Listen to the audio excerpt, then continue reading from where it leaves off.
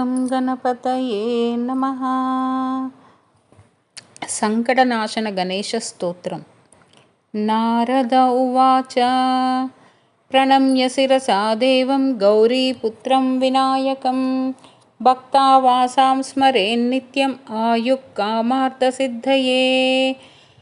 ప్రణమ్య శిరసా దేవం గౌరీపుత్రం వినాయకం భక్తావాసాం స్మరేన్నిత్యం ఆయుష్కామార్థసిద్ధయే. ప్రథమం వక్రతుండం చ ఏకదంతం ద్వితీయకం తృతీయం కృష్ణపింగాక్షం గజవక్త్రం చతుర్థకం. ప్రథమం వక్రతుండం చ ఏకదంతం ద్వితీయకం తృతీయం కృష్ణపింగాక్షం గజవక్త్రం చతుర్థకం. లంబోదరం పంచమం చ షష్టం వికటమేవ చ సప్తమం విఘ్నరాజం చ ధూమ్రవర్ణం తదాష్టమం. లంబోదరం పంచమం చ షష్టం వికటమేవ చ సప్తమం విఘ్నరాజం చ ధూమ్రవర్ణం తదాష్టమం.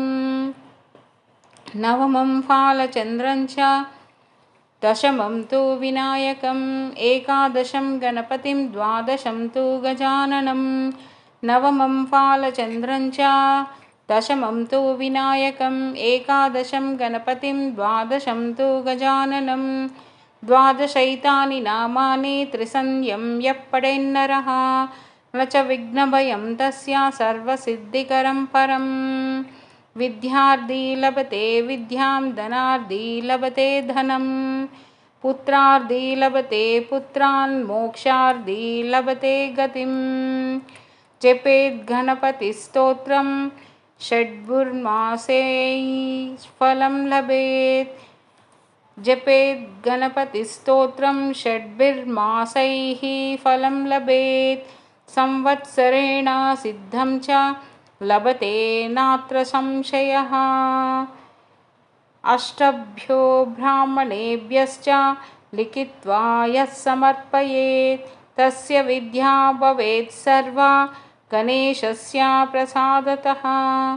ఇది శ్రీనారదపురాణే సంకష్టనాశనామ గణేశస్తోత్రం. ఓం గం గణపతయే నమః. ఓం గం గణపతయే నమః. ఓం గం గణపతయే నమః. ఓం గం గణపతయే నమః. ఓం గం గణపతయే నమః.